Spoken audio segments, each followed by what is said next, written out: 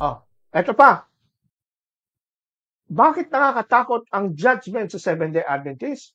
Kasi sabi ni Ellen White, by letting their children play on the Sabbath, parents break the Sabbath. O mga magulang dyan, mga nanay, mga tatay na may anak na.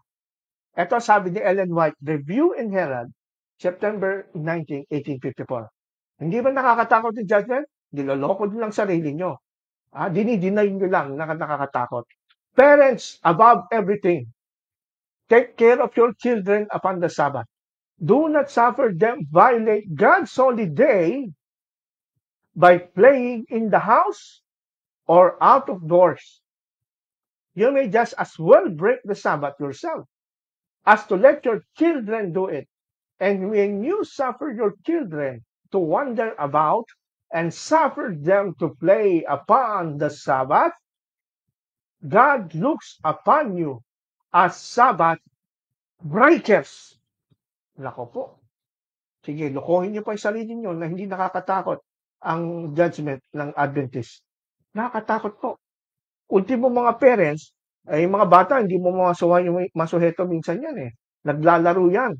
Kahit sabat yan, hindi mo mapigilang hindi lumabas-pasok ng bahay at maglaro. Alam ko, Brother Toto, maraming mga bata na ganyan, naglalaro. Kahit mo sa church, nagtatakbuhan araw ng Sabado. Nasa labas ng playground ng church.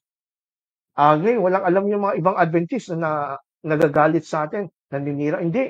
Sabi po mismo yan, ng inyong sugo ng Diyos na kinikilala nyo.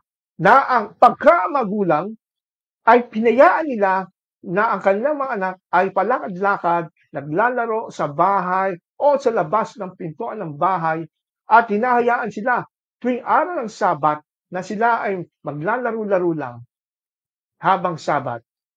Pati kayo, mga magulang, mga Sabat breaker. Naisip niyo ba yan, mga kapatid na Adventist? Sinasabi niyo lang palagi, basta ako nagsasabat, nagsisimba. Nagsisimba ka nga, mga anak mo, naglalaro pag Sabat. Patay ka, Sabat breaker ka pa rin.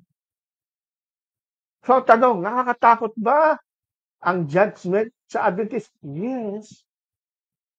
Kahit ito lang pala, hindi magulang ang mismong lumalabag, pero yung anak niya, hinahayaan niya lang maglaro, takbo sa church.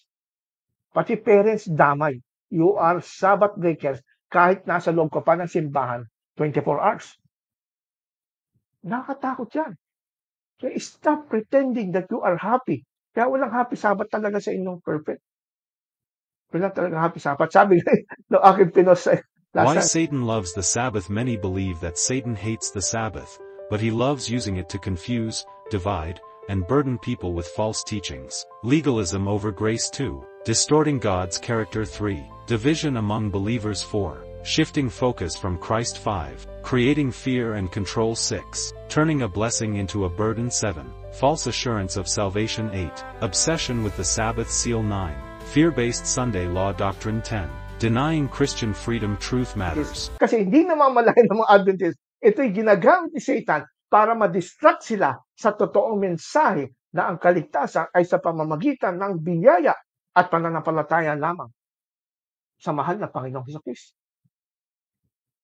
Ngayon, may Sabat kayo, which is parang ang ganda nga naman. Nasusunod yung Ten Commandments. Pero ginagamit yan yung Satanas. Kaya there is no happiness in your Sabbath.